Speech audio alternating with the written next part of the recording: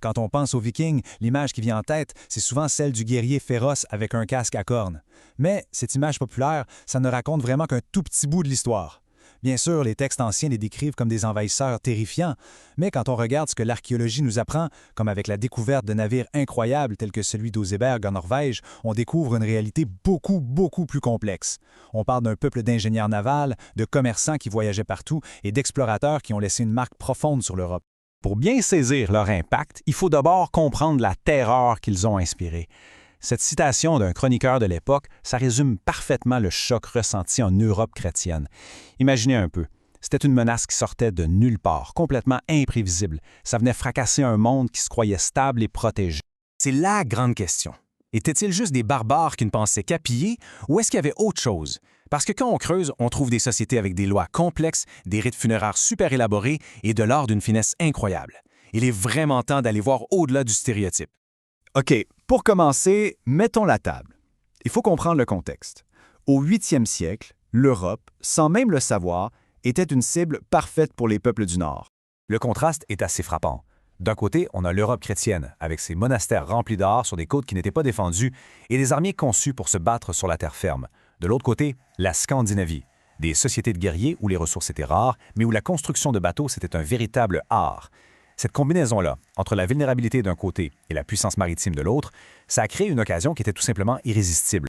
Et cette occasion, ils l'ont saisie. C'est vraiment ici que l'âge des Vikings commence pour de bon, avec une série de raids d'une efficacité brutale qui ont semé la panique totale sur les côtes de l'Europe.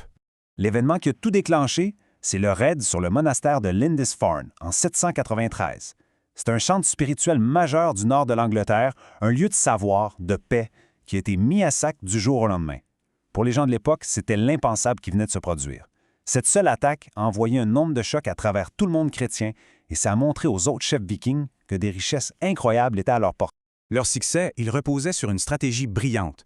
Leurs navires, les fameux dracars, étaient de véritables bijoux de technologie. Ils étaient rapides, solides et surtout, ils avaient un fond plat, ce qui leur permettait de remonter les rivières et de frapper loin à l'intérieur des terres. Ils arrivaient, ils pillaient et ils repartaient avant même que les armées locales aient eu le temps de s'organiser. C'était une guerre de guérilla menée à la perfection. Pourtant, l'image du pillard sale et négligé, elle est trompeuse. L'archéologie a retrouvé une tonne d'objets personnels. Des peignes, des pinces, des cure-oreilles. Certains chroniqueurs chrétiens ont même écrit, avec surprise, à quel point ces guerriers prenaient soin d'eux. Ce paradoxe, entre le pirate des mers et l'homme soucieux de son apparence, s'en dit long sur la complexité de leur culture. Mais les Vikings n'étaient pas seulement des pillards. Non, leur stratégie a évolué très rapidement. Ils sont passés des simples raids à la conquête et même à la création de leur propre royaume en territoire étranger. On peut voir cette évolution en 4 étapes très claires. Au début, c'était des raids saisonniers. On paye l'été, on rentre à la maison l'hiver. Puis, ils ont commencé à passer l'hiver sur place, ce qui leur permettait de mieux préparer leurs attaques. Ensuite, ces camps d'hiver sont devenus des forts permanents, comme celui qui a donné naissance à la ville de Dublin. Et finalement, l'étape ultime, des armées entières, comme la Grande Armée païenne de 865, qui sont arrivées non pas pour piller, mais bien pour conquérir et s'installer. Et ils ont réussi. En Angleterre, ils ont établi le Danelaw, une immense région où leurs lois et leur langue étaient la norme. En Irlande, ils ont fondé Dublin, qui est devenu une plaque tournante du commerce européen. Et en France, un chef nommé Roland a reçu un territoire qui est devenu la Normandie, le pays des hommes du Nord. Ses descendants, les Normands, allaient devenir une des forces militaires les plus puissantes d'Europe. Mais leur ambition ne s'arrêtait pas à l'Europe, loin de là. On passe maintenant à un des aspects les plus fascinants de leur histoire, leur expansion en tant qu'explorateurs. Poussés par le manque de terre et un désir de liberté, les Vikings ont navigué vers l'ouest, dans des eaux parmi les plus dangereuses du monde. C'est comme ça qu'ils ont colonisé l'Islande, souvent pour fuir des rois qui devenaient trop puissants en Norvège. Et là-bas, ils ont créé une société sans roi et ont même fondé vers 930 l'Althing, qui est l'un des plus vieux parlements du monde encore en activité. Pendant ce temps-là, d'autres Vikings, surtout des Suédois, ont pris la direction opposée, vers l'est. On les appelait les Varegs ou les Russes. Ils ont descendu les grands fleuves de l'Europe de l'Est pour faire du commerce avec les empires byzantins et islamiques. Ils ont fondé des villes, créé des routes commerciales et certains sont même devenus la garde d'élite de l'empereur de Constantinople, la célèbre garde varangienne. Et puis, il y a l'exploit ultime.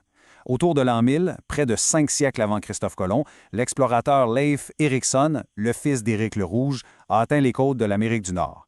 Il a fondé une petite colonie, le Vinland, qu'on identifie aujourd'hui au site de l'Anse aux Médoses à Terre-Neuve. C'est officiellement le premier contact documenté entre l'Europe et les Amériques. L'âge des Vikings a finalement pris fin, mais leur influence, elle, est absolument partout autour de nous. Alors examinons un peu cet héritage qui est complexe et souvent très surprenant. L'année 1066, elle est vraiment symbolique. En septembre, la dernière grande armée viking venue directement de Scandinavie est écrasée en Angleterre. Et à peine 3 semaines plus tard, une autre armée, dirigée par Guillaume le Conquérant, qui est un descendant direct des Vikings installés en Normandie, gagne la bataille de Hastings et prend le trône d'Angleterre. En gros, une ère viking se termine, mais c'est une autre, transformée, qui commence. Leur héritage est immense. Il est dans la langue anglaise, avec des mots tous les jours comme sky, egg, anger. Il est dans les noms de milliers de villes en Grande-Bretagne. Ils ont fondé des villes qui sont encore majeures aujourd'hui, comme Dublin, et ont créé des réseaux commerciaux qui allaient du Groenland jusqu'à Bagdad. Ils ont jeté les bases de royaumes comme l'Angleterre, la Normandie et même la Russe de Kiev. Et bien sûr, ils ont été les premiers Européens en Amérique. Ils sont passés de pilleurs à fondateurs de sociétés. Alors, on revient à notre question du début. Pillards ou pionniers? La réponse, c'est qu'ils étaient les deux. On ne peut pas les séparer. C'étaient des destructeurs violents, mais aussi des bâtisseurs de civilisation, des commerçants rusés et des explorateurs intrépides.